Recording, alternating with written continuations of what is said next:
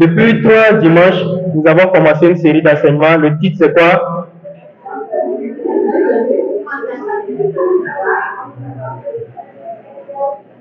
Le titre, c'est quoi? Consacré. Donc, la série a pour titre Consacré. C'est la série Consacrée. Et aujourd'hui, nous allons terminer cette série d'enseignements autour du thème consacré. Nous avons eu un premier enseignant, le missionnaire Daryl. Il avait enseigné sur quoi? Le titre c'était quoi?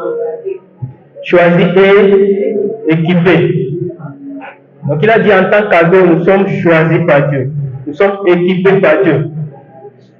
Il a donné l'exemple de Philippe, homme rempli du Saint-Esprit, qui a annoncé l'évangile avec puissance, qui a mené des gens à Christ. Il a dit parmi nous ici, il y a des Philippe, des gens que Dieu va utiliser pour parler à leurs amis. Dieu veut t'utiliser pour que tu parles à tes camarades de classe, pour que tu parles à tes amis du quartier, que tu annonces l'évangile, que tu les amènes à Christ. Parce que c'est notre travail. En tant qu'ado chrétien, c'est ton travail. Ce n'est pas si je veux, je parle de Jésus. Si je ne veux pas, je ne parle pas de Jésus. Non. Il dit, vous recevrez une puissance. Le Saint-Esprit survenant sur vous. Et vous serez quoi? Des témoins. Un témoin, c'est quelqu'un qui a entendu quelque chose et qui va le rapporter. Quelqu'un qui a saisi une vérité et qui dit cette vérité, je ne vais pas la garder pour moi, je vais la partager avec tout le monde. C'est ça un témoin. Et nous sommes des témoins de Jésus. Nous avons entendu parler de Jésus. Nous avons goûté, nous avons vu que c'est bon. Nous avons vu que Jésus est bon, que Dieu est bon. Nous n'allons pas garder Dieu pour nous. Nous n'allons pas garder Jésus pour nous. Nous allons partager le message que nous avons reçu, qui nous a fait du bien. C'est notre mandat, c'est notre appel, c'est notre travail en tant que chrétien, en tant qu'ado chrétien. Donc nous sommes choisis par Dieu, nous sommes équipés par lui. Et le second enseignement a porté sur quoi? C'était quoi le thème du deuxième enseignement, le dimanche passé? C'était quoi le thème? Un ado qui vient à l'église sans cahier est un aventurier. Un ado qui vient à l'église sans cahier, sans bic, c'est un aventurier. Il y a un grand aventurier. On le voit aventure. On va le aventure. On va le courir. On le voit le courir. Qui va à l'école sans cahier ici? Et la secoue pas, nous avons des amis qui ont match dans la cigare. Et qui savent parler de l'envers, c'est dans le tibia. Je retiens dans le tibia.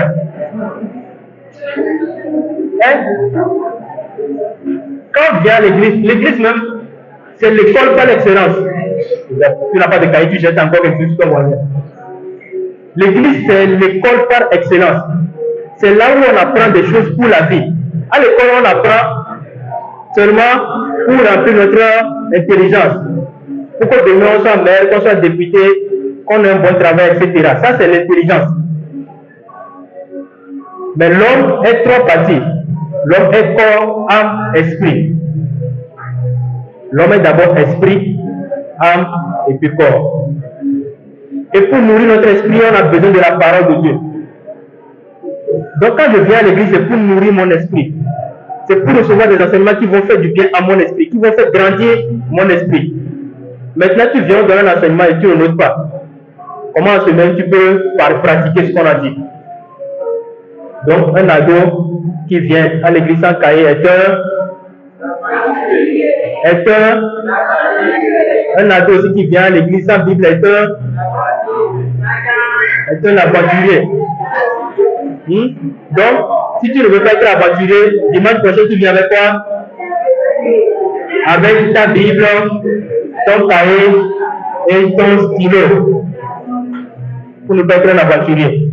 Donc, dimanche passé, on nous a parlé de l'importance d'une vie de consécration. L'importance d'une vie de consécration. Je suis consacré. Pourquoi est-ce que je suis consacré? Et qu'est-ce que je peux retirer comme bénéfice de ma consécration? Et ce matin, nous allons terminer cette série d'enseignements. Le thème de ce matin, c'est Un adolescent consacré et en feu. Un adolescent consacré et en feu. Est-ce que tu peux dire waouh? Waouh! Un adolescent. Est-ce que tu peux répéter avec moi? Waouh! Un adolescent. Tu répètes ce que je dis. Un adolescent consacré et en feu.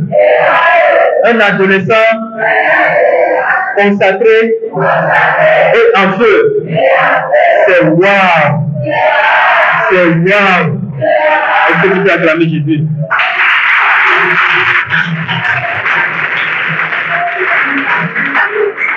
Oui, un adolescent consacré et en feu, c'est waouh, c'est super, c'est génial, c'est ce que Dieu veut pour toi. Dieu veut que tu sois consacré et que tu sois en feu. Que tu ne sois pas simplement consacré, mais en étant consacré, que tu puisses être en feu. Que lorsque tu passes quelque part, les gens te disent, celui-ci, il a quelque chose. Ce ado est différent. Ce ami est différent. C'est ça un ado en feu. Un ado qui ne passe pas inaperçu. Quand il passe quelque part, on doit savoir qu'il est passé. Un ado qui ne vit pas simplement, qui ne survit pas simplement, qui ressemble à tout le monde. Il va aller quoi? Mais il va aller quoi? Voilà, vous, ça vient. Et tu as les millions d'aînés. Avant-hier, j'étais allé voir un ami au niveau de Décon. Et quand je Décon sur le même quartier, on est où?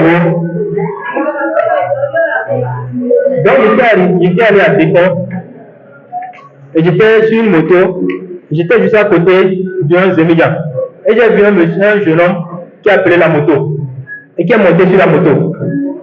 Et moi, je vais aller moi aussi. Voici que vous avez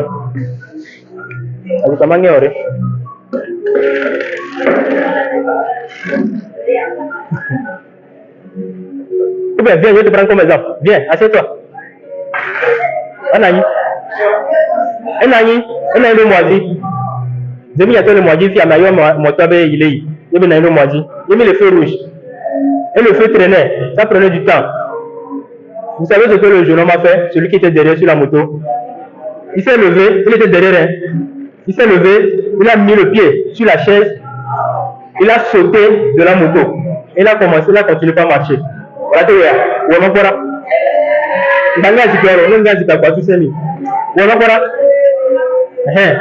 Ouais, fais vite, tu sautes. C'est bon, merci beaucoup, prends ta chaise. C'est ce que ce jeune homme a fait. Mais vous savez quoi? Nous tous ici, on connaît ce jeune homme. En tout cas, tous ceux qui suivent le rap togolais connaissent ce jeune homme. En tout temps, il y avait un rappeur. On a dit qu'il est devenu fou. À cause de quoi? De la drogue. C'est qui? Comment il s'appelle? Vous ne connaissez pas? Vous connaissez quoi? Dites-vous comme ici. Qui connaît Presmo? Monsieur le papa, non? Presmo. Vous ne savez pas. Presmo, c'était le gars qui vit à une époque donnée. Partout tu passes à le tout le monde parlait de Presmo. C'était un bon rappeur. Très intelligent. Parce qu'il y a un ami avec, il va même venir enseigner ici, il va venir prêcher. Il a été son camarade de classe. Et Presmo là, c'était toujours le premier de la classe. Très très intelligent. Et après il a dit qu'il veut chanter. Donc il a commencé à chanter, après il est allé au Gabon, et là-bas il a commencé par fumer la drogue. Et parce qu'il fumait la drogue, ça a mélangé son esprit, il est devenu fou. Il est revenu à Lomé, on l'a amené à Zépé, à Nihor, l'hôpital des fous. On l'a soigné, on l'a traité, ça n'a pas marché. Et c'est ce jeune homme-là que moi j'ai vu. Moi j'ai vu le gars sauter, j'ai eu peur parce que c'était sur la moto vidéo. C'est qui ça? Tout le monde s'est retourné, on l'a regardé, puis on était étonnés quoi. Et c'est après, quand il s'est retourné, j'ai vu, mais c'est presque mot dont on parle là, non? C'est lui qui est devenu comme ça. Un gars super intelligent. Donc, ton avenir n'est pas un acquis. Ce n'est pas donné. Tu peux être bon intelligent aujourd'hui. C'est pourquoi je ne suppose pas ceux qui disaient le examen qui ne me pas tout. Quand j'étais en terminale, tout un mois avec un ami, c'est vrai qu'on était intelligents, nous deux on était intelligents. Tout un mois, on allait chaque matin à l'église pour aller prier. Nous deux seulement, personne d'autre. On se réveillait à 5 heures pour aller à l'église. 5 heures à 6 heures, on priait. Après, on allait à l'école, on continuait. Tout un mois avant l'examen. Et je vous ai déjà raconté ça ici. On a un ami dans la classe, la veille, je ne veux pas, je ne m'amuse pas. Je ne m'amuse pas, je ne. La veille de l'examen, il est devenu fou. On était en terminale. Il était l'un des plus intelligents de la classe. Il n'était pas chrétien. Il n'avait pas besoin de Dieu. Donc si à cause de l'examen, à cause de tes classes, tu dis non, je ne viens plus à l'église, je veux apprendre, je veux apprendre. Regarde, on prend nous Fonia Simbia. Alors on prend nous Barack Obama. Ce que tu n'as pas appris depuis le début de l'année, ce n'est pas maintenant que tu vas apprendre que ça va rester. L'examen là, ça se prépare le premier jour. Et depuis le premier jour qu'on commence par apprendre. Ce n'est pas la veille de l'examen, avant Chichijodo, avant. Moi j'ai essayé ça, ça n'a pas marché, donc ça ne marche pas. J'ai essayé quand j'étais en première. J'ai essayé de prendre Nescafé. Quand je prends Nescafé, c'est comme ça, c'est maintenant que je dors bien même. On a que tout le monde prenait Nescafé et puis ils étaient là à bûcher toute la nuit. Moi le jour où j'ai pris Nescafé, là j'ai dormi jusqu'à j'ai oublié même qu'il y avait l'école. C'est maman qui est venue me réveiller. Je non, tu n'as pas classe aujourd'hui, j'ai Nescafé qui y a un peu nous maintenant nous amène. Et il y a maintenant le cas, on va le faire bien. Ça ne marche pas. Ça ne marche pas. L'intelligence là, c'est Dieu qui donne l'intelligence. Et c'est Dieu qui protège l'intelligence. Donc ne reste pas à la maison à cause de l'examen, ne reste pas à la maison à cause des classes. Ça ne va pas t'aider. Dimanche passé, j'ai donné mon exemple. Quand j'étais au campus, j'ai laissé un devoir, je n'ai pas fait un devoir, mais j'ai validé la matière. Parce que j'avais mis Dieu en première place. Matthieu 6,33 dit quoi? Cherchez premièrement le royaume de Dieu et sa justice. Et tout le reste vous sera fait quoi? Vous sera donné. Cherche premièrement le royaume de Dieu et sa justice, et l'intelligence te sera donnée. Amen. Cherche le royaume de Dieu et sa justice, et la réussite te sera donnée. Amen. Cherche le royaume de Dieu et sa justice, et l'argent te sera donné. Amen. Cherche le royaume de Dieu et sa justice, et la belle femme que tu veux comme femme là te sera donnée. Amen. Mais pas maintenant, quand tu seras prêt pour le mariage. Cherche premièrement le royaume de Dieu et sa justice. Un adolescent consacré en feu, c'est un adolescent qui cherche d'abord à plaire à Dieu, qui cherche d'abord la volonté de Dieu. Qu'est-ce que Dieu veut que je fasse? Qu'est-ce qui lui ferait plaisir? C'est ça un adolescent consacré en feu. Quand on parle de consacrer, on parle de se mettre à part, de vivre conformément aux recommandations de Dieu et d'offrir sa vie comme un sacrifice à l'Éternel. Donc je me mets à part, ma vie devient un sacrifice pour Dieu. Et je vis selon ses recommandations, selon ses lois, selon ses ordonnances.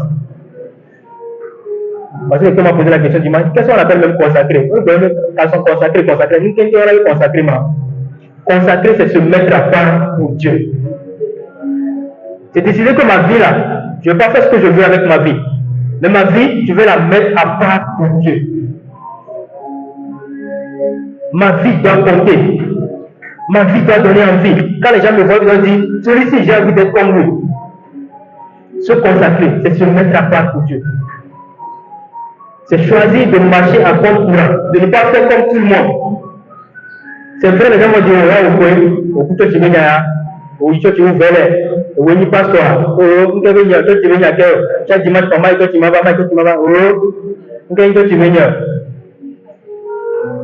Tu as la réunion, ah, tu viens à le mélo, tu entends ménager via, ninja, nous vivons comme Dinaka, chaque dimanche, vieux.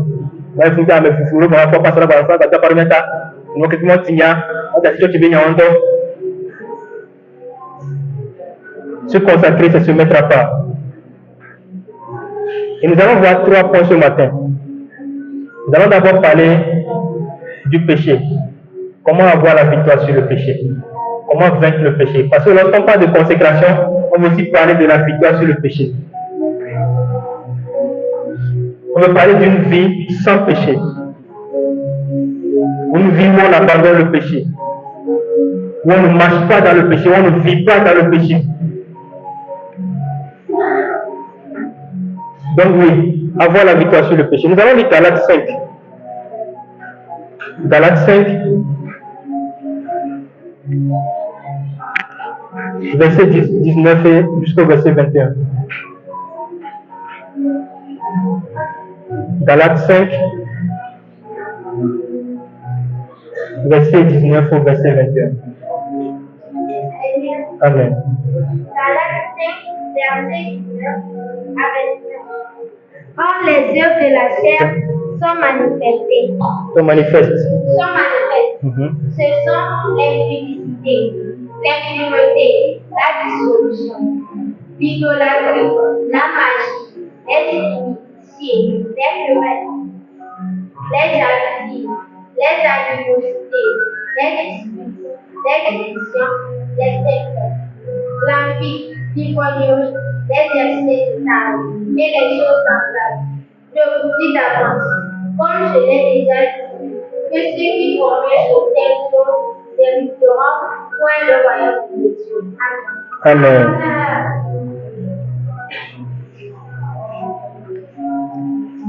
Merci beaucoup. Or, les œuvres de la chair sont manifestes. Il y a une version, parole de vie, qui dit ceci: ce que les désirs mauvais produisent, on le voit bien. Ce que les mauvais désirs produisent, on le voit bien. Ils mènent une vie immorale et mauvaise. Ils se conduisent n'importe comment, etc.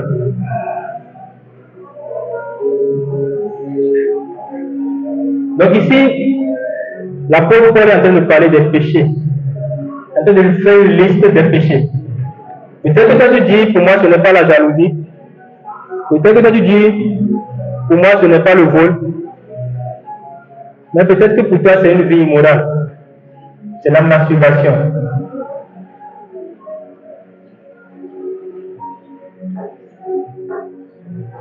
Peut-être que pour toi c'est le mensonge. C'est autre chose. C'est la magie. Je ne sais pas. C'est la drogue, etc.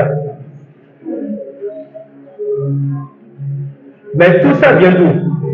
Tout ça vient de la chair. C'est pourquoi la version qu'on a lui dit, les œuvres de la chair sont manifestes. Ou ce que les désirs mauvais produisent, on le voit bien. Les mauvais désirs. La première étape du péché, c'est les mauvais désirs. Et cette liste que nous avons lue, on peut la scinder en 3 parties. C'est 3 grands groupes. D'accord? L'adultère, immoralité, impureté, débauche, ivrognerie, excès de table. Ça touche un aspect de l'homme. L'homme est 3 parties, n'est-ce pas? Corps, âme et esprit. On est d'accord? Corps, âme, esprit. Quand on prend l'adultère, l'immoralité, l'impurité, la débauche, l'ivrognerie, l'excès de table, ça touche quelle partie de l'homme? Ça touche quelle partie? Tu as dit le corps. Donc, ce groupe de péchés, c'est les péchés liés au corps. Donc, toi aussi, tu peux ajouter ton péché dedans. Les péchés que tu commets avec ton corps. La masturbation, il faut mettre ça dedans. C'est aussi un péché. Quand on dit la masturbation, des gens, il y a certains qui sont étonnés, ils sont surpris.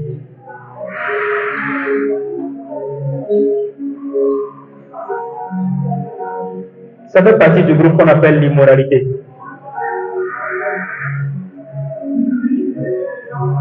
Et ensuite, on a la haine, les querelles, les jalousies, la colère, les rivalités, les divisions, les sectes, les envies, les meurtres.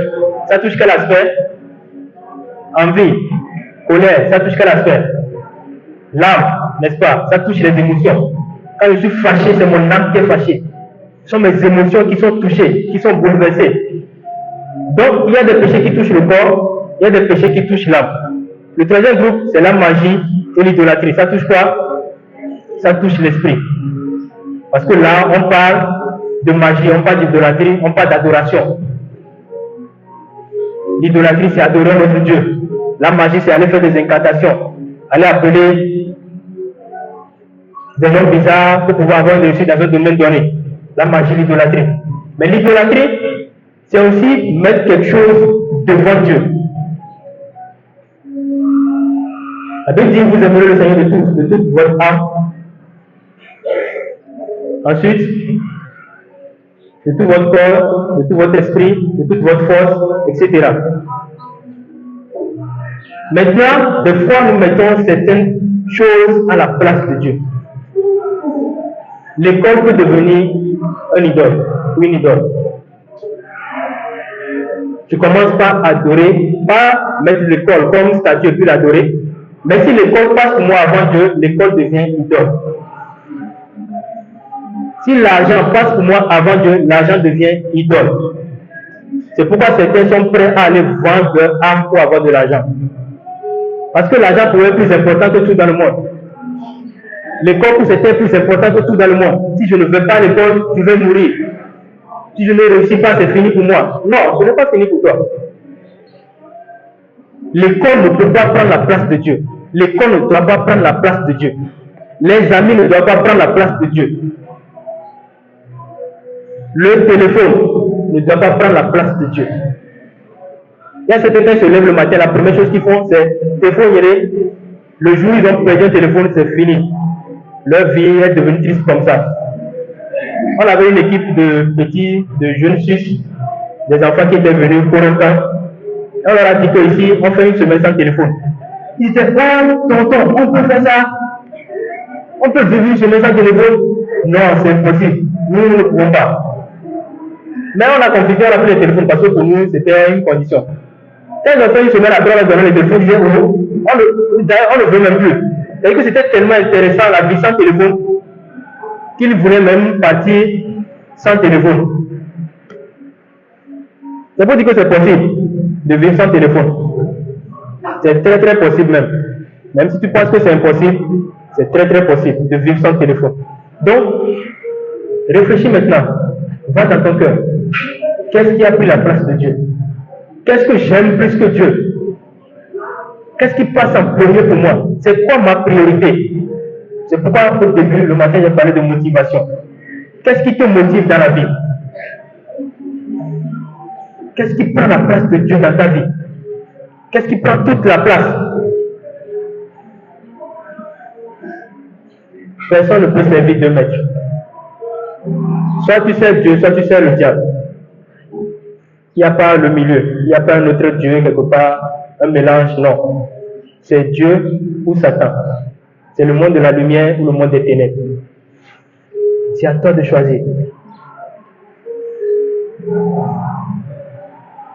Jacques 1, verset 13 à 15 dit, quand quelqu'un, dans la version parole de vie, quand quelqu'un a envie de faire le mal, il ne doit pas dire c'est Dieu qui me pousse au mal.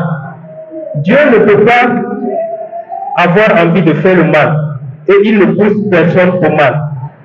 Chacun au contraire est poussé au mal par son désir mauvais qui l'attire et l'entraîne. Et quand on laisse le désir, il donne naissance au péché. Puis quand le péché a grandi, il donne naissance à la mort. Il y a trois choses qui ont été citées ici. Le désir, mauvais désir. Et quand le désir grandit, il donne quoi? Le péché. Quand le péché grandit, il donne quoi? La mort. Les trois étapes du péché. Donc vous notez ça, les trois étapes du péché. Il y a le désir, le péché et la mort. La première étape du péché, ce n'est pas encore la mort. La Bible dit, quand tous sont péchés, ils sont privés de la gloire de Dieu. L'âme qui pêche mourra. Quand tu pêches, tu vas mourir. Dans le jardin d'Éden, Dieu a dit à Adam et Ève, le jour où vous mangerez de ce fruit, vous mourrez. Donc la conséquence du péché, c'est la mort. L'étape la plus grande du péché, c'est la mort. Et quand on parle de mort, on parle d'abord de mort spirituelle, avant la mort physique. Mais il y a des étapes à franchir pour arriver à la mort. La première étape, c'est le désir. Des fois, tu passes dans la rue, et puis il y a une belle fille qui passe, avec un gros postérieur, ou bien avec le devant qui est bien sorti. Ça crée quoi? Un désir dans ta tête. Tu dis, on vient à Bagnakwaro, Boto à Bagnakwaro, Boto choqué, quand tu viens avec ta bête de chocolat, là, tu m'as touché, fiaré. Tu passes, tu vois quelqu'un en train de fumer. Elle est depuis, à moi, le bébé, ce bébé, il est à l'aise. Mais pour le cas, c'est toi, et tu la gêne. Ça, c'est le désir. Tu es en classe, tu vois un ami, tu sais que tu n'as rien appris. Et si le devoir vient, tu es sûr que tu vas avoir 0. Mais ton camarade, c'est celui qui est le premier de la classe. À un moment donné, tu réfléchis. Oh, comment on est allé la première, même dans ta réveil, on m'a dit, au moins, on m'a dit, on m'a dit, au moins 10. Ça, c'est le désir, c'est le mauvais désir.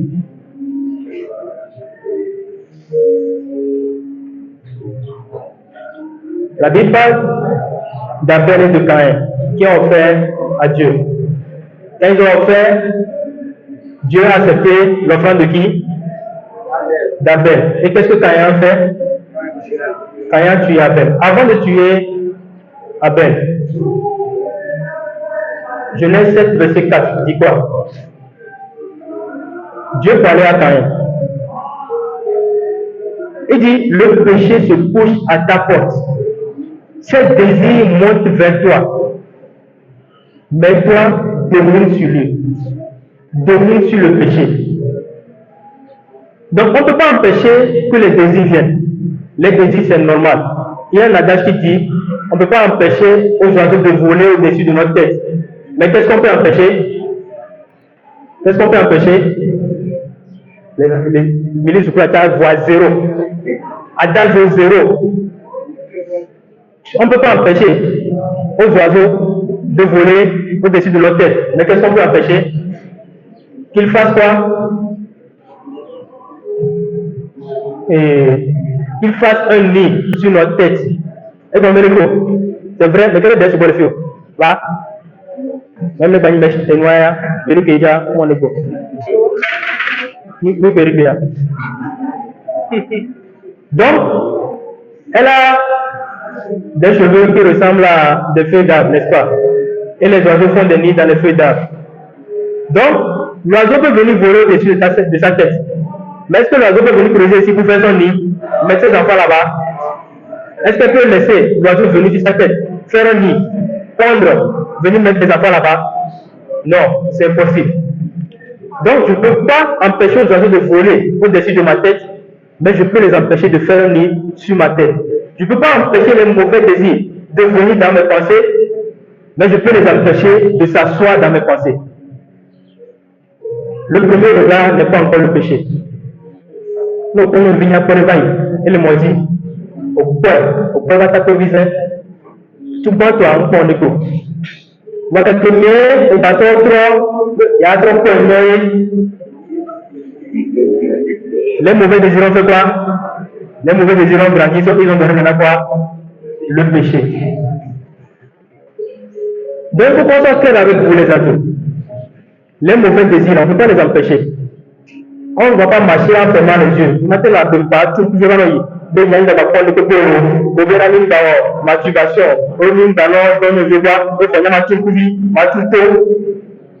même ceux qui n'ont pas des yeux, ils ont aussi des péchés. Donc, on ne peut pas empêcher les mauvais désirs. Les mauvais désirs vont venir.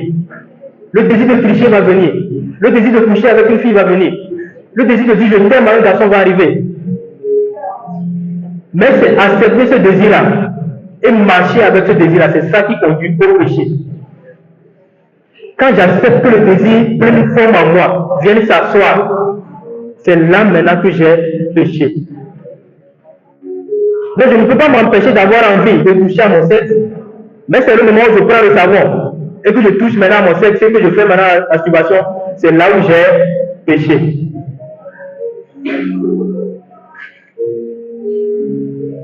Je ne peux pas empêcher les mauvais désirs. Mais je peux empêcher que ces désirs habitent en moi, résident en moi, prennent place en moi et conduisent au péché.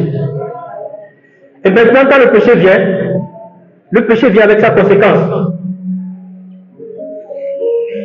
Je pêche, je m'assois dans le péché, je demeure dans le péché. C'est pourquoi certains, ils ont goûté une fois et puis disent, ah, comme c'est doux, je vais continuer. Et quand tu continues maintenant, ça te conduit à quoi? À la mort, à la séparation d'avec Dieu. Les mauvais désirs sont venus. Tu n'as pas su gérer ces mauvais désirs. Ces mauvais désirs ont conduit au péché. Et après le péché a conduit à la mort. La séparation d'avec Dieu. C'est pourquoi des fois tu es là, et puis tu dis, oh, c'est que là, je me sens, c'est comme si moi je suis là seulement. Nous, on est café, moi, on est soissé, écoute, bon, on a dit que c'est comme la mon. C'est parce que tu es mort spirituellement. C'est parce que tu es tellement resté demeuré dans le péché qu'après, les choses de Dieu ne te disent rien. Parce que tu es tellement habitué au péché que quand on parle maintenant de Dieu, des affaires de Dieu, qui dit, oh, et moi, toi, ça ne me dit rien.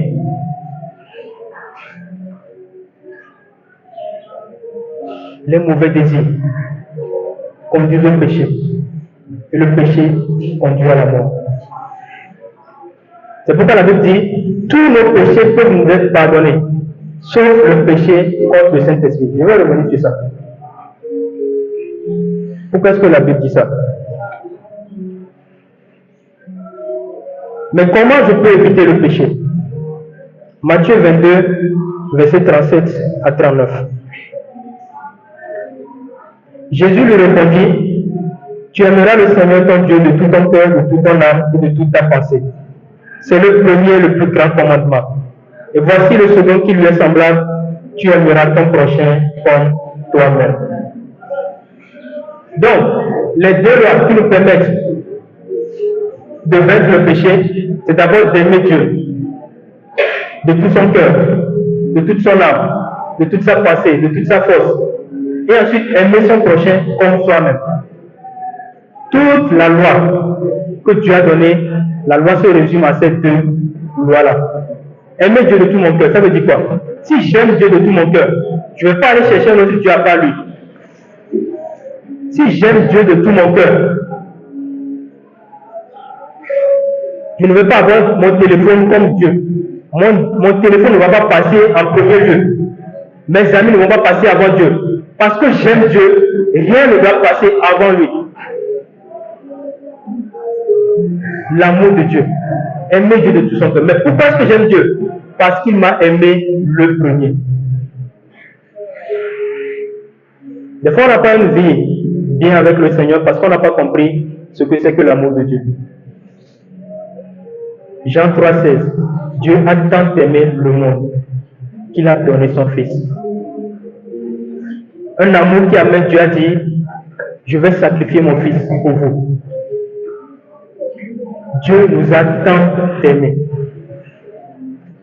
L'amour de Dieu ne dépend pas des circonstances. Ce n'est pas parce que je suis bien, parce que j'ai de l'argent, ou parce que je suis pauvre, que Dieu m'aime. Dieu a décidé de m'aimer, un point, c'est tout. Dieu m'aime. Et parce que Dieu m'aime, je dois répondre à cet amour-là, en l'aimant en retour.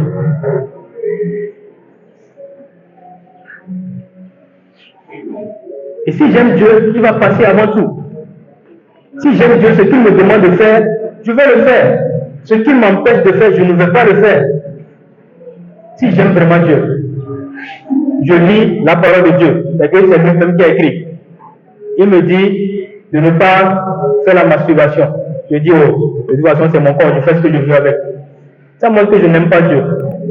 Si j'aimais vraiment Dieu là, quand tu as un ami que tu aimes, quand il dit viens, on va sortir, est-ce que tu dis non, je n'ai pas le temps? Même si tu n'as pas le temps, tu t'efforces d'aller avec lui.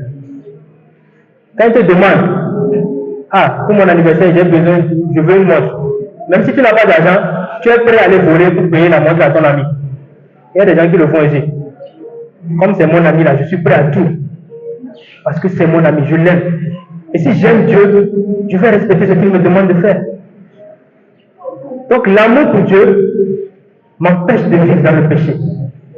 La seconde partie de la loi dit quoi? Aime ton prochain comme toi-même. Si j'aime mon prochain, je ne vais pas voler ce qui lui appartient. Si j'aime mon prochain, je ne vais pas le chercher du mal. Donc, comment est-ce que j'évite le péché? C'est d'abord en aimant Dieu, en aimant mon prochain.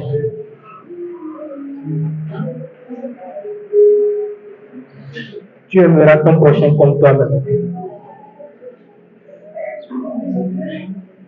Il y a un jeune homme qui est venu vers Jésus dans la Bible. Il a dit, qu'est-ce que je dois faire pour être sauvé? Jésus lui a dit, tu dois respecter les lois, les commandements. Et le jeune homme a dit, oh, Jésus, j'ai déjà tout respecté. Si c'est vol, là, je ne vole pas. Si c'est adultère, là, je ne commets pas d'adultère. Si c'est tricher en classe, là, je ne triche pas en classe. Si c'est masturbation, là, je ne me masturbe pas. Si c'est coucher avec les filles dans le quartier, je ne couche pas avec les filles dans le quartier. Si c'est taper mon petit frère, ma petite soeur, je ne tape personne. Jésus lui a dit, c'est bon. Ça montre que tu respectes vraiment la loi. Mais maintenant, ce que tu vas faire, c'est que tu vas retourner à la maison et tout ce que tu as comme bien, tu vas aller les vendre et tu vas les donner aux pauvres. Tout ce qui t'appartient, tout ce que tu as comme bien. Ta belle voiture, ta belle maison, les tableaux de valeur qui sont dans ta maison, l'or que tu as sous ta cave, va prendre tout, tu vas vendre et tu vas donner l'argent, tu vas partager l'argent aux pauvres. Et la Bible dit que le jeune homme est parti tout triste. Comment est-ce que Jésus peut me demander de tout vendre?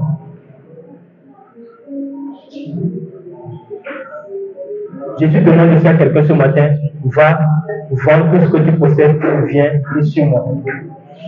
Je n'ai pas aller vendre tes sandales ou aller vendre tes habits. D'ailleurs, tu n'as même rien, c'est tes habits seulement que tu as. Toi, tu ne vas pas vendre ça jusqu'à aller nourrir toute une population. Non. Jésus ne demande pas tes habits, il ne demande pas tes sandales. Mais il demande quelque chose qui est cher pour toi. Quelque chose qui est très important pour toi, quelque chose que tu ne laisses jamais. Ton téléphone, Jésus dit, va, laisse ton téléphone de côté, viens et suis-moi.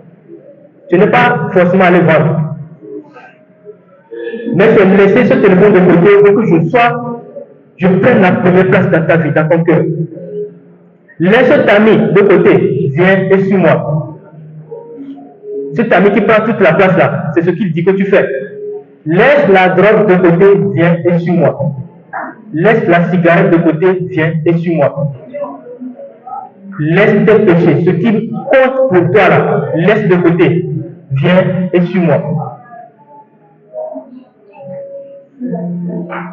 C'est ce que Jésus te demande ce matin. Qu'est-ce qui a de la valeur pour toi? Qu'est-ce qui compte trop pour toi? Et tu ne peux pas abandonner, tu ne peux pas laisser à cause de Jésus. Tu ne veux pas laisser pour honorer Jésus, pour plaire à Jésus. C'est ce que Jésus te demande ce matin. Peut-être que c'est ce copain-là, ce petit ami, cette petite amie, que Jésus te demande ce matin de laisser.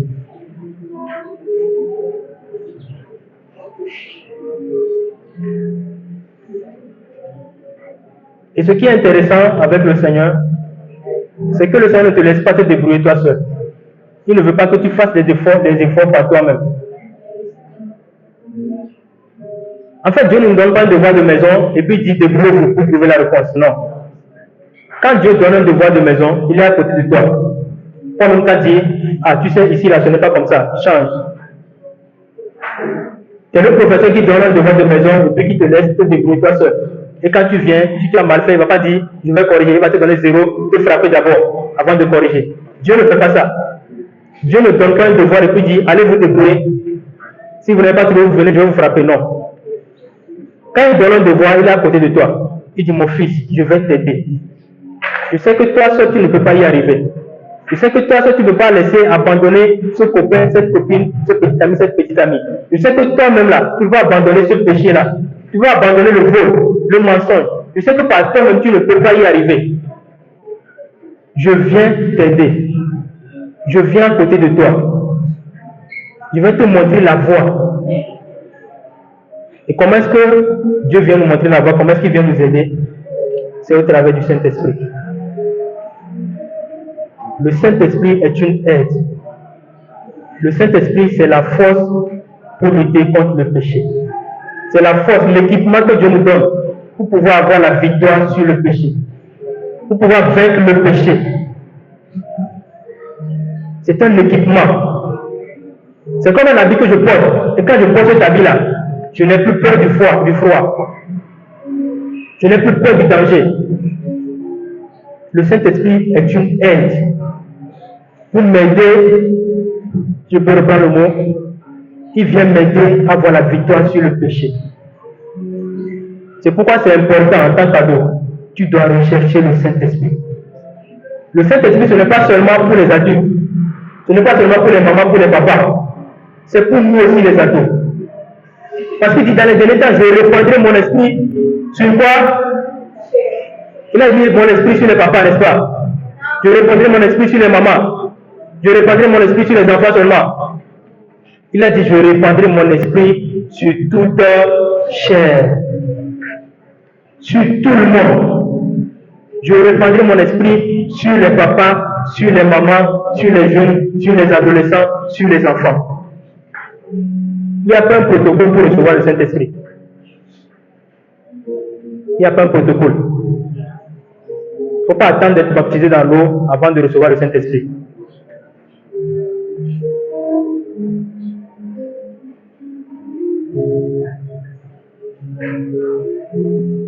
Moi, j'ai reçu le Saint-Esprit avant même d'être baptisé dans l'eau. J'étais tout petit quand j'ai reçu le Saint-Esprit. J'ai été baptisé dans le Saint-Esprit. Avant même de savoir qu'il y a quelque chose qu'on appelle baptême d'eau.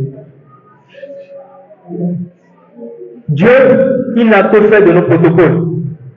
De dire, il faut que j'arrive à un certain niveau. Il faut que j'ai mon bac d'abord avant de demander le Saint-Esprit. Non. C'est maintenant ton temps. Parce que le Saint-Esprit va venir t'aider. Et tu as besoin d'aide. Toi et moi, nous sommes d'accord, nous avons besoin d'aide. Parce que c'est difficile. Ce n'est pas facile. Quand je vais à l'école, ce n'est pas facile de vivre sans péché. Ce n'est pas facile de ne pas regarder sur la copie de mon voisin, alors que je sais très bien qu'il aura 20 et que moi j'aurai 0,50. Ce n'est pas facile. Mais parce que ce n'est pas facile, Dieu ne m'abandonne pas. Il ne me laisse pas me débrouiller. Il me donne l'équipement. Il me donne la force. Il me donne une aide, le Saint-Esprit. Jean 16, verset 7 à 8. Cependant, je vous dis la vérité. C'est Jésus qui parle ici. Il vous est avantageux que je m'en aille. Car si je ne m'en vais pas, le consolateur ne viendra pas vers vous. Mais si je m'en vais, je vous l'enverrai. Je vous enverrai le consolateur. Et quand il sera venu, il convaincra le monde en ce qui concerne le péché, la justice et le jugement. C'est le Saint-Esprit qui me convainc du péché. Le Saint-Esprit vient bloquer les mauvais désirs. Parce que comme j'ai dit, c'est les mauvais désirs qui amènent au péché. Maintenant, qu'est-ce que le Saint-Esprit vient? Le Saint-Esprit vient, il met un blocage entre les mauvais désirs et le péché. J'ai besoin de 3 personnes. Vous 3, vous venez. Vous 3, venez. Il va, viens avec toi. Venez rester ici. Voilà, ces 3 personnes, c'est un exemple. Ce n'est pas ce qu'elles ou ils sont. Elle, par exemple, c'est le mauvais désir. Elle, par exemple, c'est le péché. Et puis elle, c'est la mort. C'est un exemple. Quel est l'exemple? Donc, ces 3 personnes vont illustrer l'enseignement qu'on a en train de donner. Les mauvais désirs. Donc, comme j'ai dit, les mauvais désirs vont venir autour de nous. Bon, lui c'est l'homme. Bien. Donc, lui c'est l'homme. Premièrement, il a les mauvais désirs qui viennent. Viens tourner autour de lui. Tourne autour de lui. Les mauvais désirs font un tour autour de lui. Il réfléchit. Il est passé. Il a vu une belle fille qui est passée. Ça a vibré son cœur. Il a dit, oh, cette fille-là, j'ai bien envie de sortir avec elle. Il est allé à l'école. Il n'a pas appris. Son voisin, c'est le meilleur de la classe. Il a envie de tricher. Ça, c'est les mauvais désirs. Donc, quand les mauvais désirs viennent et qu'il accepte les mauvais désirs, qu'est-ce qui arrive? Le péché. Donc, le péché tourne autour de lui. Le péché. Donc, les mauvais désirs ont amené au péché. C'est bon, merci. Et quand le péché vient, qu'est-ce qui vient? La mort. Donc, la mort. Mais la meurt. Donc, le jeune ado qui est Au temps de Jéhovah Shalom, Dagon vivait, Saul est mort parce qu'il a péché, parce que le péché a amené la mort. La conséquence du péché, c'est la mort. Donc, il a laissé les mauvais désirs prendre place, les mauvais désirs ont donné le péché a envoyé à la mort. Maintenant, un ado rempli du Saint-Esprit. Maintenant, il est rempli du Saint-Esprit. Il y a la puissance du Saint-Esprit qui descend sur lui, qui reçoit au nom de Jésus. Amen. Il est rempli du Saint-Esprit en feu, un ado en feu, consacré en feu. Il est encore là, il passe. Les mauvais désirs viennent toujours. Mauvais désirs viennent. Maintenant, quand le mauvais désir vient et qu'il appelle Saint-Esprit, appelle Saint-Esprit. Qu'est-ce que le Saint-Esprit vient? Il dit, mauvais désir, va loin. Je prends maintenant la place. Je le laisse maintenant avoir une vie de victoire. Maintenant qu'il est rempli de Saint-Esprit, est-ce que le péché peut encore venir? Est-ce que la mort peut encore venir? C'est ce que le Saint-Esprit fait. Quand le Saint-Esprit vient, il bloque les mauvaises pensées, les mauvais désirs.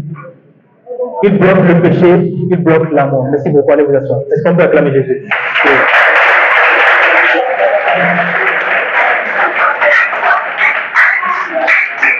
Donc, le Saint-Esprit est comme un équipement qui bloque le péché. Le Saint-Esprit vient bloquer, empêcher les mauvais désirs et le péché. Et quand le Saint-Esprit vient, il vient comme une alarme. Tout le monde sait ce qu'on appelle alarme. Le matin, on se réveille là, on prend notre téléphone et puis on met une alarme, n'est-ce pas? Et ça fait quoi? Pip, pip, pip, pip, pip, pip, pip, pip. Mais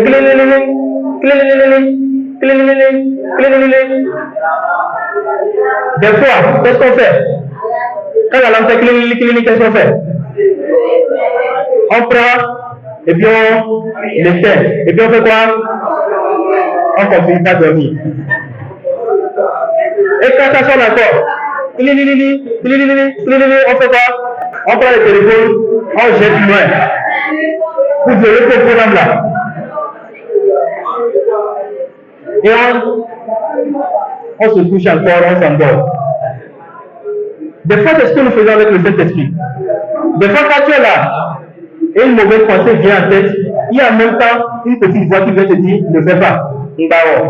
Ce n'est pas bon. Non, Dieu n'est pas d'accord avec ça. J'avais un ami, en tout cas il est plus jeune que moi, et chaque fois je lui parlais de Jésus, je lui disais que Dieu n'aime pas le péché. On m'écoute, c'est vraiment sérieux. J'avais un ami qui vivait dans le... Il ne vivait pas forcément dans le péché, mais je lui parlais du péché tout le temps. Il disait que Dieu n'est pas d'accord avec le péché. Et une fois il m'a dit quelque chose, qu'il était allé, il a dragué une fille et voulait coucher avec la fille. Et le moment où il est rentré dans la chambre avec la fille, une voix est venue et a dit, tonton Josué ne va pas aimer ça. Tonton Josué ne va pas aimer ça. Et en même temps, il a dit qu'il a laissé, il est sorti. Ça l'a empêché d'aller commettre le péché. Des fois, c'est comme ça que le Saint-Esprit fait. Tu es en classe, tu as envie de tricher, et puis cette petite voix qui te dit, ne fais pas, ce n'est pas bon. Ou bien tu as un ami qui est en train de fumer, tu as envie de prendre aussi la cigarette et puis de tirer un coup, et puis il y a cette petite voix qui te dit, ne fais pas, ce n'est pas bon. Ce n'est pas bon pour toi. Des fois, qu'est-ce qu'on fait? On dit, oh Datim, je ne veux pas entendre. De toute façon, il va le voir.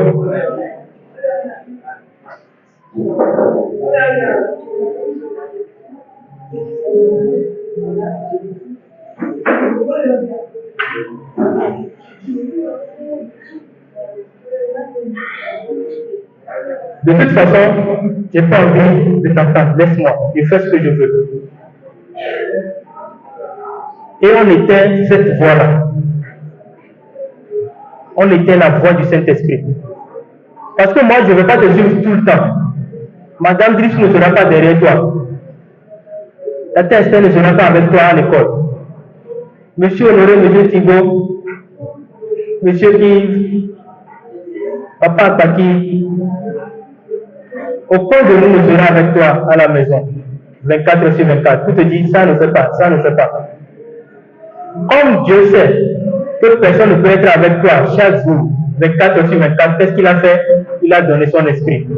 Maintenant, son esprit n'est pas juste avec toi, à côté de toi, mais son esprit vient habiter en toi. Et son esprit devient cette alarme-là, qui sonne à chaque fois que tu veux pécher, à chaque fois que les mauvaises pensées viennent. Le Saint-Esprit sonne dans ton cœur. Ne fais pas. Ce n'est pas bon. Mais là, tu as le choix. J'ai besoin de mon leader ici. Ils font trop de bruit. Merci. Et des fois, on empêche le Saint-Esprit de pouvoir avoir de l'influence sur nous.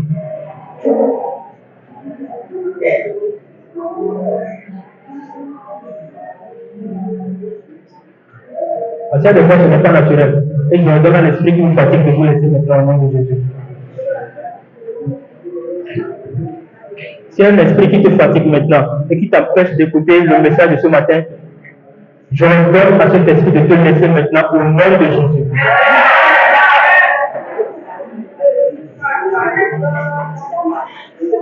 Et quand le Saint-Esprit vient, le Saint-Esprit nous donne cette alarme-là. Pour dire ne fais pas, ne fais pas. Mais des fois, on fait comme on fait avec le téléphone. On jette le Saint-Esprit de côté. On dit au Saint-Esprit, tais-toi, je ne veux pas t'écouter, je ne veux pas t'entendre. Laisse-moi, je fais ce que je veux. C'est ma vie, c'est mon corps, c'est mon droit. Ce que je veux, je fais. Ce que je ne veux pas, je ne fais pas. Des fois, c'est ce qu'on fait avec le Saint-Esprit. Et quand on fait ça, le Saint-Esprit est attristé. C'est pourquoi la Bible dit, n'attristez pas le Saint-Esprit. N'attristez pas le Saint-Esprit. Quand on empêche le Saint-Esprit de nous alarmer contre le péché, qu'est-ce qui arrive? C'est la mort. C'est la mort spirituelle. C'est pourquoi la Bible dit, tous les péchés nous seront pardonnés, sauf le péché contre le Saint-Esprit. Péché contre le Saint-Esprit, c'est quoi? C'est empêcher au Saint-Esprit d'être encore une alarme. Et tu lui dis, je ne veux plus t'entendre, laisse-moi. Parce que la dernière alarme qu'on a, c'est le Saint-Esprit. Moi, je peux te parler. Tu vas continuer dans ce que tu fais. Tes parents peuvent te parler. Tu vas continuer dans ce que tu fais. Le pasteur principal peut te parler. Tu vas continuer. Tes enseignants peuvent te parler. Tu vas continuer. Dieu va dire, ah, il y a encore une solution. La solution, c'est le Saint-Esprit. Mais quand le Saint-Esprit te parle, et puis tu dis, non, je ne veux pas, là, Dieu se retire. C'est pourquoi il dit, tous vos péchés vous seront pardonnés, sauf le péché contre le Saint-Esprit. Quand j'empêche au Saint-Esprit de m'alarmer, de me parler encore, c'est fini, je meurs automatiquement, spirituellement. Je n'ai plus de relation avec Dieu. C'est fini pour moi. On ne peut plus me retrouver, on ne peut plus me ramener. Il y a un diacre dans une église où j'allais. La dernière fois, il a mis quelque chose sur le statut. Il a mis, je ne sais pas si vous êtes sur les réseaux sociaux, mais TikTok comme il y en a. Il y a actuellement une histoire de religion africaine. On vous dit, ça c'est le Dieu des Blancs. On a le Dieu noir. Est-ce que dans la Bible on a vu, on a dit l'être au Togolais, l'être au Béninois, l'être au ici alors. Est-ce qu'on a dit que dans la Bible il y a l'être au Togolais, l'être aux Zézés, l'être aux animaux? Et pourquoi est-ce que vous voulez adorer ce qui est dans la Bible? Donc retournez à vos traditions africaines. Retournez au vaudou. C'est le vaudou qui est africain. C'est le vaudou qui est pour nous. Donc retournons au vaudou. Et les gens écoutent ça. Et ce diable dont je parle, lui aussi il est rentré dans ça. Il a mis ça sur statut. Et maintenant quand on essaie de lui parler, il dit non, il ne veut plus écouter. Il est retourné dans les traditions ancestrales. Il préfère. Donc quelqu'un, c'est ce que la Bible dit. Tu as connu la vérité. Tu as goûté au miel. Mais tu dis je ne veux plus le miel. Je veux aller manger caca des chiens. Ou je vais aller manger la boue. Tu as connu la vérité. Tu as goûté à Dieu. Tu as dit que Dieu est bon. Tu as dit que Dieu peut guérir. Dieu peut sauver. Dieu peut bénir.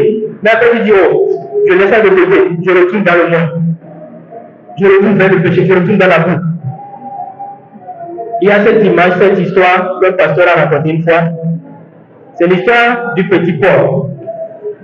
Un petit porc, on va vite, alors on vite. Et d'un petit agneau, ou le petit d'un mouton, le petit de la chèvre. Donc, les deux sont laissés balader. Le petit mouton, l'agneau, et puis le porcin, le petit du porc. Et ils ont trouvé la boue. Quand ils ont trouvé la boue, qu'est-ce que le porc a fait? Il a sauté dans la boue. Il a commencé par nager. Il était content. Oh, ça c'est l'endroit où il est à l'aise, n'est-ce pas? Il faut endurer, baba mono. On peut dire maintenant, le mouton, le petit mouton, l'agneau a fait quoi? Il a dit, oh, comme il est content là, moi si je veux le suivre. Et il a sauté aussi dans la boue. Est-ce que l'agneau reste dans la boue? Est-ce qu'il sera à l'aise dans ça? Quand il a commencé par partager, il a dit, oh, c'est quoi? Je suis dans quoi maintenant? Il est sorti rapidement. Il est sorti, il est devenu tout taché, tout tacheté, tout noir, parce qu'il était dans la boue. Il y a certains de vos amis qui sont comme le petit porc, qui sont comme le porcin. Ils vivent dans le péché, ils sont à l'aise. Tu le vois, il fume, mais tu as l'impression qu'il a une bonne vie. Hein. Et des fois, toi aussi, tu as envie d'aller fumer. Tu as envie de faire comme lui.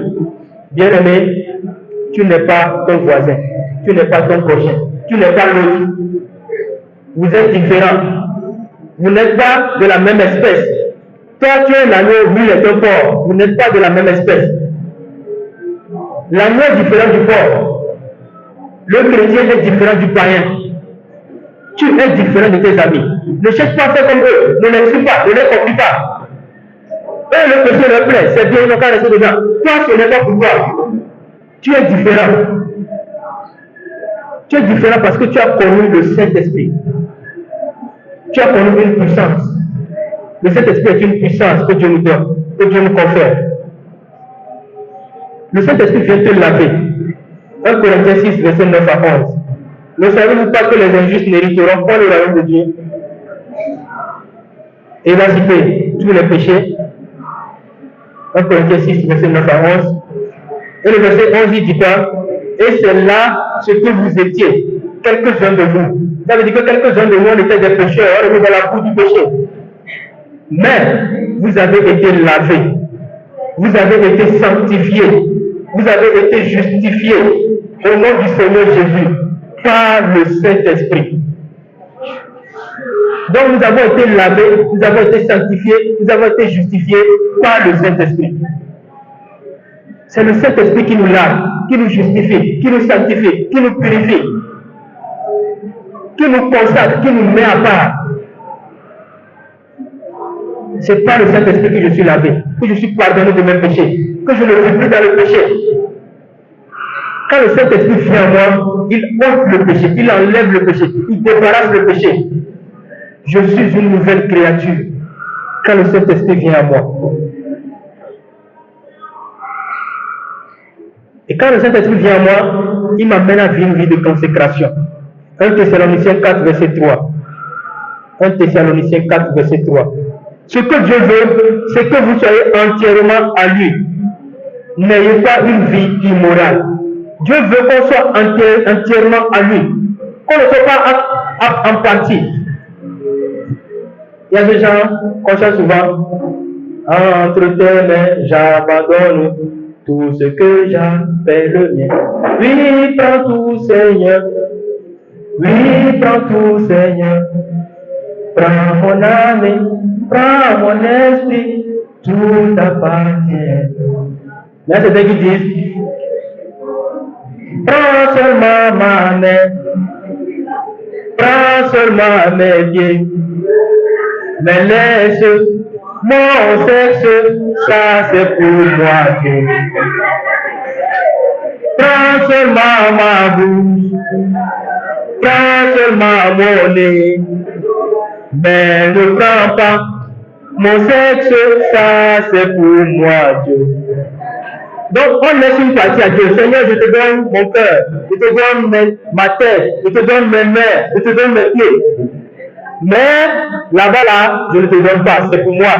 Je fais ce que je veux. C'est mon corps, c'est mon droit. Prends tout, hein, Seigneur, tu peux prendre tout. Mais ma bouche là ne prend pas. je dois embrasser une fille demain. Donc laisse-moi ma bouche demain je vais l'embrasser et après demain, je vais te redonner peut-être ma lèvre inférieure. La lèvre supérieure, je vais garder encore un peu. Dans la semaine, si une autre fille vient, elle peut encore laver la lèvre supérieure. Ou bien cet esprit, tu sais quoi? Je vais te donner seulement un œil. Mais le second œil là, je vais regarder la porno avec. Donc, le premier œil là, tu peux prendre ça t'appartient. Je vais lire la Bible avec ça. Mais quand je vais regarder maintenant la porno, je ferme et puis je regarde avec les œils. Ça, c'est pour moi. Oui, prends tout, Seigneur.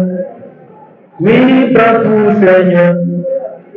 Mais laisse-moi mes oreilles, je vais écouter des bamous. Je vais écouter les mauvaises musiques. Je vais écouter des produits. Donc, laisse-moi mes oreilles, je vais écouter des produits. Laisse mes oreilles au moins, je vais écouter qui d'autre? Santrinos, je vais écouter qui d'autre? Hein? Qui ça? Kalakata, cette l'eau. Bingo. Pipo. Donc, Seigneur, prends ma bouche, ma bouche t'appartient, je vais chanter des louanges, mais mes oreilles, Seigneur, s'il te plaît, laisse mes oreilles, je vais continuer à écouter les musiques du monde pour le moment. Le jour où je serai prêt à te donner mes oreilles aussi, je vais te donner mes oreilles. Ne savez-vous pas que votre corps ne vous appartient pas? Votre corps est le temple du Saint-Esprit qui habite en vous. Mon corps ne m'appartient pas.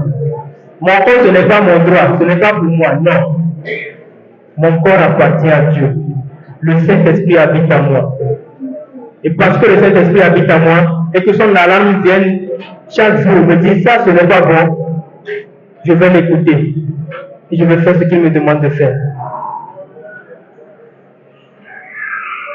Dieu veut que tu sois saint, que tu sois consacré. Il veut que tu sois consacré. Et il t'aide dans ce domaine-là. Il ne t'abandonne pas. Il ne te laisse pas te débrouiller. C'est pourquoi quand certains viennent me dire, ah, pasteur, je ne sais pas comment faire. Moi, mes propres forces, je n'arrive pas. Non, ce n'est pas par tes forces. Tu n'as pas besoin de faire des efforts. Ce n'est pas ta force. C'est le Saint-Esprit qui t'aide. Dis à ton voisin, c'est le Saint-Esprit qui t'aide. C'est le Saint-Esprit qui t'aide. Ce n'est pas toi-même. Ce n'est pas ta force. Dis-lui ça, ce n'est pas ta force. Ce n'est pas toi-même. C'est le Saint-Esprit. C'est le Saint-Esprit qui t'aide. Il t'aide à vivre une vie de consécration. Amen. Oui, c'est le Saint-Esprit qui t'aide. Et parce que le Saint-Esprit t'aide, tu ne peux pas vivre dans le péché. Les mauvaises pensées peuvent venir, mais ils ne vont pas venir, cette pensée-là, elles ne vont pas venir prendre place en toi, venir s'asseoir sur toi, décider de ce que tu vas faire. Non.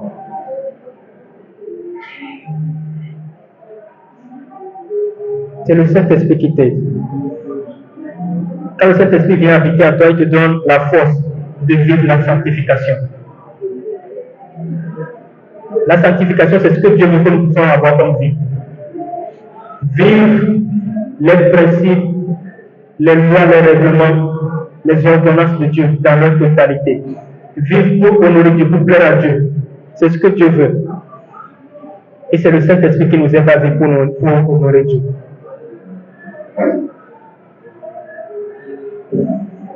Et quand on est consacré, on est en feu.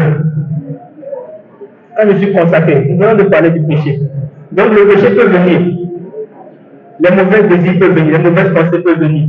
Mais je peux, par le Saint-Esprit, empêcher aux mauvais désirs, empêcher aux mauvaises pensées de s'asseoir à moi et de m'amener au péché, de m'amener à la mort. C'est ce que le Saint-Esprit fait à moi.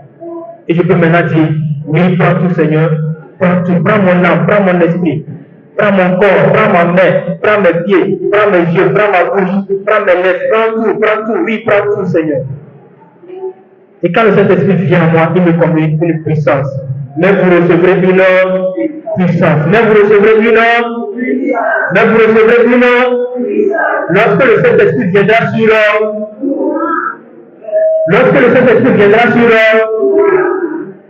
il faut dire, je recevrai une puissance. Je recevrai une puissance. Lorsque le Saint-Esprit viendra sur moi. Viendra sur moi. Amen. Oui, vous recevrez une puissance.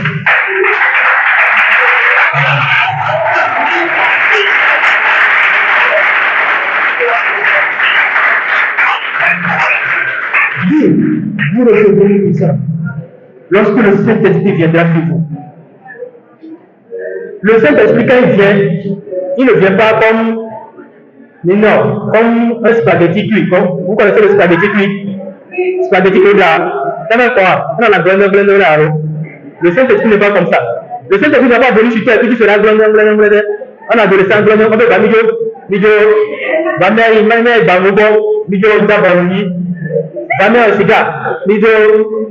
ça c'est un chrétien spaghetti cuit, un adolescent spaghetti cuit. Ça c'est un aventurier. Quelqu'un qui suit seulement tout le monde, c'est un aventurier, c'est un spaghetti cuit. Mais quand le Saint-Esprit vient sur toi, tu reçois une puissance. Tu n'es plus comme un spaghetti cuit. Tu reçois la force. Et tu peux facilement dire non à ce petit voyou. Après, regardez, je n'arrive pas à dire non. Il me fatigue, je n'arrive pas à dire non. Parce que tu n'es pas rempli de la puissance. Parce que tu n'as pas encore la puissance. Tu n'as pas encore le Saint-Esprit. Parce que quand le Saint-Esprit est venu sur toi, tu as la force de dire non quand il faut dire non. De dire je ne veux pas. Laisse-moi. Je ne veux pas faire comme toi. Je ne veux pas te suivre. J'accepte que tu te moques de moi. Mais je ne veux pas te suivre. Ça, c'est la puissance du Saint-Esprit. C'est l'autorité que le Saint-Esprit te donne. Tu as besoin de cette autorité. Tu as besoin de cette puissance. Pour arriver à dire non au péché, tu as besoin de la puissance. Tu as besoin du Saint-Esprit, de l'autorité que le Saint-Esprit te confère. Quand le président de la République me parlait, quand il dit, par l'autorité que la loi me confère, je fais de toi chevalier de l'ordre de mérite. Et on met quelque chose à ton cou, ou bien à ta poitrine, une reconnaissance, une médaille, etc. Quand il dit ça avec assurance. Les gens ne peuvent venir dire au président, il y a que droit ou les mots, mais de vous veiller, il m'a tenu, une reconnaissance. Qui ne peut rien faire. Ça, c'est l'autorité. Il est une autorité. Ce qu'il dit, il le fait. Ce qu'il dit, c'est ça qui va arriver. Si aujourd'hui le président dit demain, il n'y a pas pour tout ça, on va rester à la maison. Quelqu'un va dire je vais aller. Quelle autorité pour dire je vais aller? Si tu vas aller sur mon sortir, on va te frapper. C'est fini. Ça, c'est l'autorité. C'est la même chose avec le Saint-Esprit. Quand le Saint-Esprit vient sur toi, tu as l'autorité. Tu peux facilement dire non. Tu peux facilement dire non à tes amis. Tu peux dire je ne vais pas faire comme toi, je ne vais pas te suivre. Parce que j'ai une autorité, j'ai une puissance sur moi. Le Saint-Esprit est en moi. Il me donne l'autorité. Mon ami, tu n'arrives pas à dire non parce que tu n'as pas le Saint-Esprit. Le Saint-Esprit nous donne l'autorité.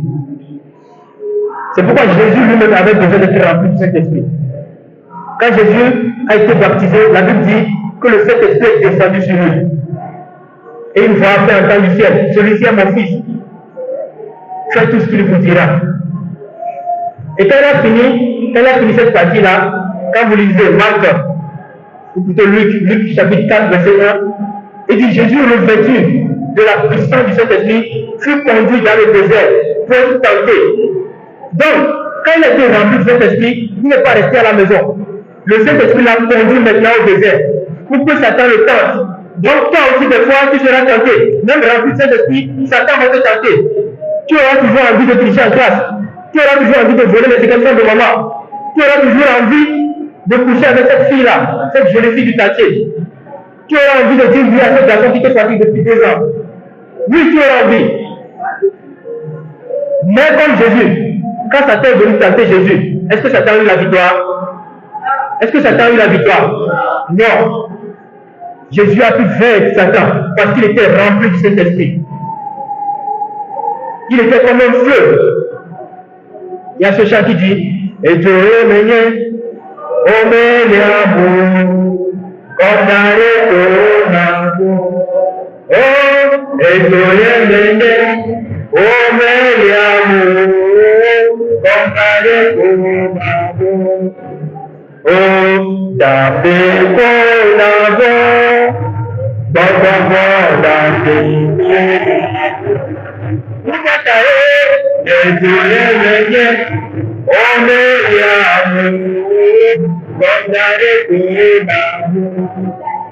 tu dois être le feu. Quand quelqu'un te touche, il doit sentir le feu. Il doit dire, hé, Améa, il m'a brûlé. Pourquoi? Parce qu'il est rempli du feu, rempli du Saint-Esprit. Quand quelqu'un te fait une proposition malsaine, lui-même quand il arrive, il te voit, il voit tes yeux sont remplis du feu, il dit, hé, Améa, il m'a dit, et je vais il a du feu. Quand il a envie de venir coucher avec toi, dès qu'il ouvre la porte, il te voit avec ça, il dit, hé, mais quel cheveu tu programmes à mes arrêts. Il m'a dit que oui, quand on est rempli du Saint-Esprit, on est en feu. Un adolescent en feu, rempli du Saint-Esprit, qui fait peur. Un adolescent rempli du feu doit faire peur. Quand quelqu'un te voit, il dit, hé, Améa, nous m'en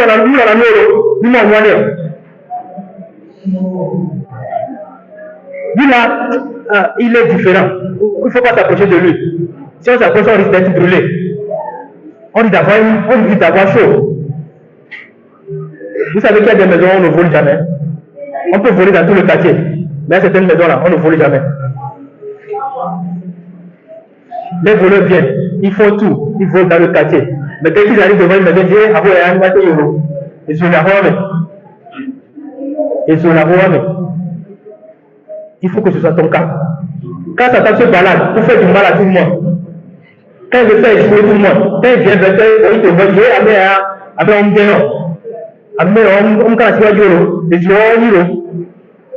parce que tu es en feu, rempli de Saint-Esprit.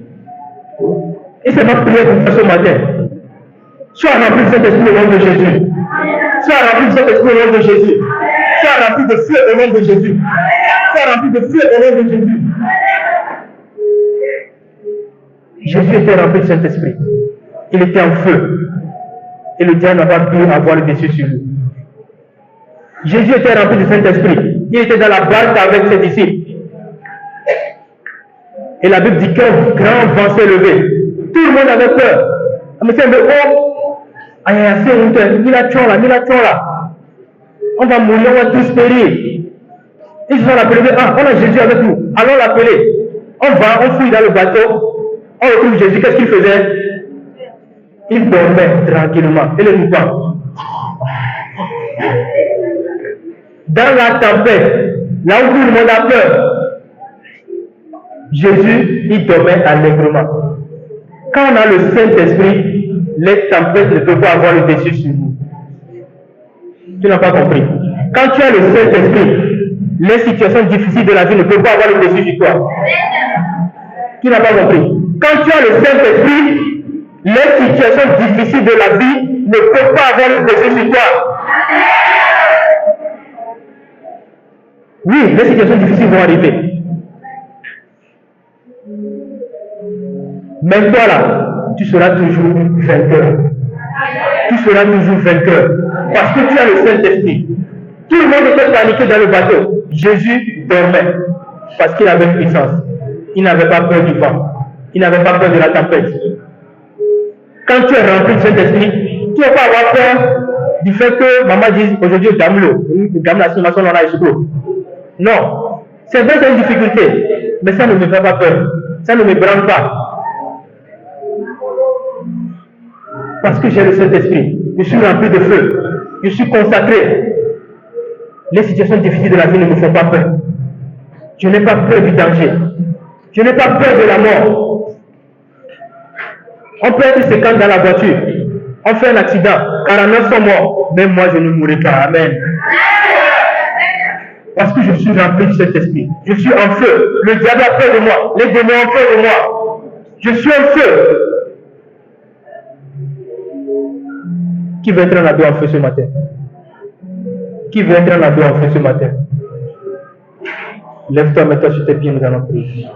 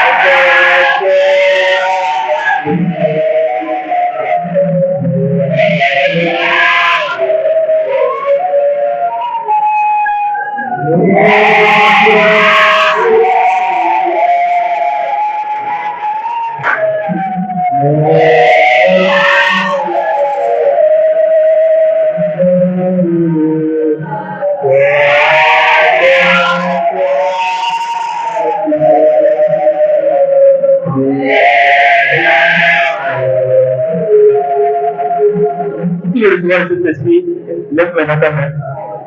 Tu lèves ta main et tu sors des rangs. Si tu peux venir devant, tu viens devant. Si tu peux rester dans les rangées, tu restes dans les rangées. Tu sors, tu viens devant. Si tu peux venir devant la place. Tu veux être rempli de Saint-Esprit, tu veux être rempli de feu. Tu viens maintenant. Si tu veux être rempli de Saint-Esprit, tu viens devant. C'est ce que j'ai dit. Et nous allons prier avec toi.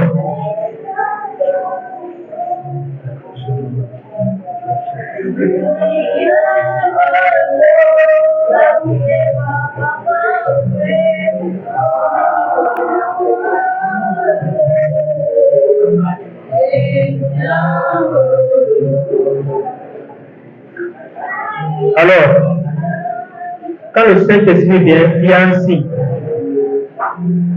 Silence, silence dans la salle, silence, silence. Si quelqu'un veut parler, il sort. Ceux qui veulent sortir, vous pouvez les laisser sortir. Je n'ai pas envie de parler encore. Je suis vraiment sérieux maintenant.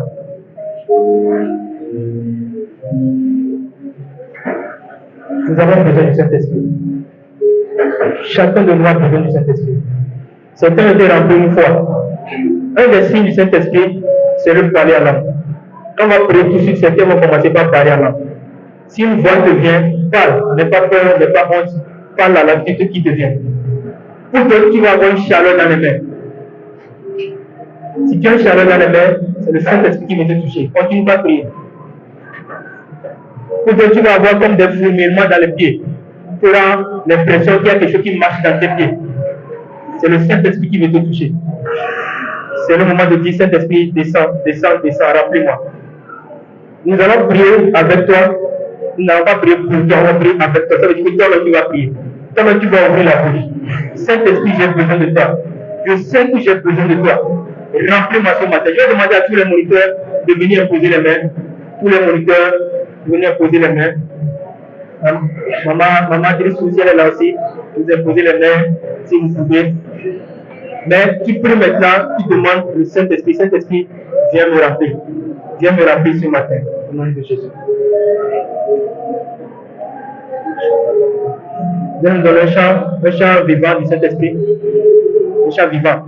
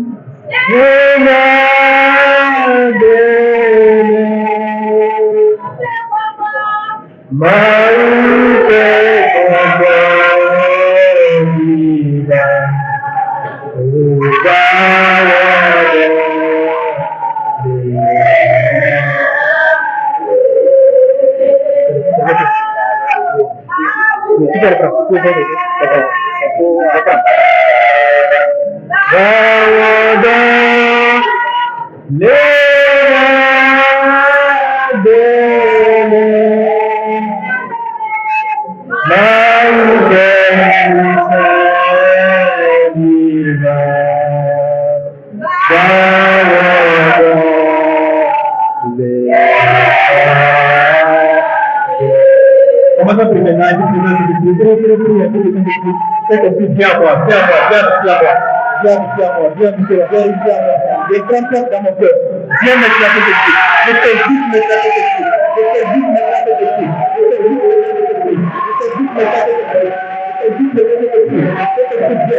Viens maintenant.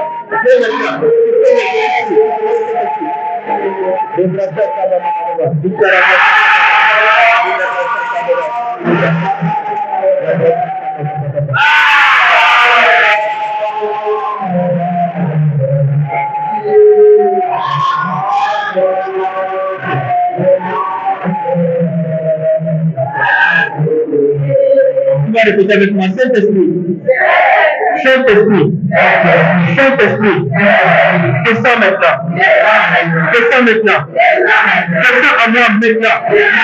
Descends maintenant à moi. Au nom de Jésus. Prie maintenant. Prie au nom de Jésus. Prie maintenant. Tu peux battre les mains. Tu vas les mains. Tu pries. Saint-Esprit, descends. Descends maintenant. Descends maintenant. Descends à moi maintenant. Descends à moi maintenant.